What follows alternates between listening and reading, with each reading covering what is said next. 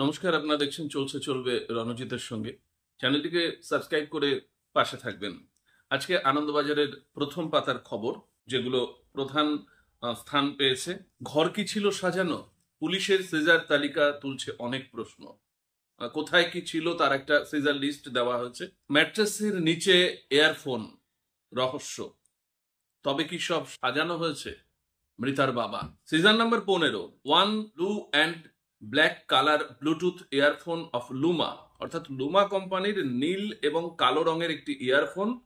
এই ইয়ারফোন ছিল কোথায়? সিজার তালিকা বলছে মৃতদেহ যেখানে পড়েছিল সেই ম্যাট্রেসের নিচে। এরপরে যে খবরটি আরজিকর সংক্রান্তই। বিদেশি সিমের আড়ালে কারছক। আরজিকর মেডিকেল কলেজ হাসপাতালে চিকিৎসক খুন ও ধর্ষণের পরে একটি বিদেশি সিমের মোবাইল থেকে হাসপাতালের কর্তা ব্যক্তিদের কাছে বেশ কয়েকবার ফোন গিয়েছিল বলে সিবিআই সূত্রে দাবি করা হয়েছে। তদন্তকারীদের সূত্রে দাবি, 9ই আগস্ট সকাল 10টার পর থেকে আরজিকরের প্রাক্তন অধ্যক্ষ সন্দীপ ঘোষের ঘনিষ্ঠ চিকিৎসক এবং আরজিকরের আধিকারিকদের অনেকের সঙ্গেই ওই বিদেশি নম্বর থেকে কেউ কথা বলেন। সারাদিনই ওই নম্বর থেকে এমন ফোনালাপ হয় বলে সিবিআই সূত্রের খবর। এরপরে যেটি, নিজাম প্যালেস থেকে সন্দীপ ঘোষকে নিয়ে যখন বেরিয়ে আসছে সেই সময় চোর ধনী এবং চাটি গণধিক্কারের মুখে সন্দীপ গ্রেপ্তার হলেও জনরোষ থেকে ছাড় নেই। নিজাম প্যালেস থেকে আলিপুর আদালত আরজিকর মেডিকেল কলেজ হাসপাতালের প্রাক্তন অধ্যক্ষ সন্দীপ ঘোষকে দেখা মাত্র ক্ষুব্ধ জনতা বারবার তেড়ে গেল। চোর চোর ধ্বনি উঠল, উই ওয়ান্ট জাস্টিস স্লোগান শোনা গেল, ধাক্কাধাক্কি ঘটল। আদালত কক্ষে আইনজীবীরা পর্যন্ত কার্যত মারমুখী হয়ে উঠলেন।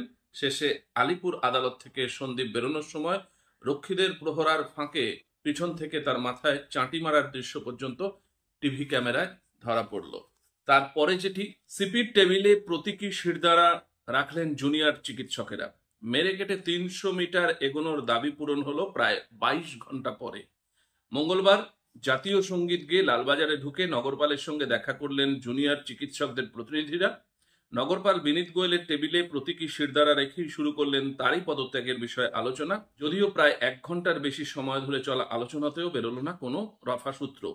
বিবি গাঙ্গুলি স্ট্রিটের অবস্থান বিক্ষোভ উঠিয়ে নিলেও নিজেদের 5টি দাবি পূরণ না হওয়া পর্যন্ত রাজ্য জুড়ে কর্মবিরতির কর্মসূচি আন্দোলনের কথা জানিয়ে দিলেন আন্দোলনকারী চিকিৎসকেরা।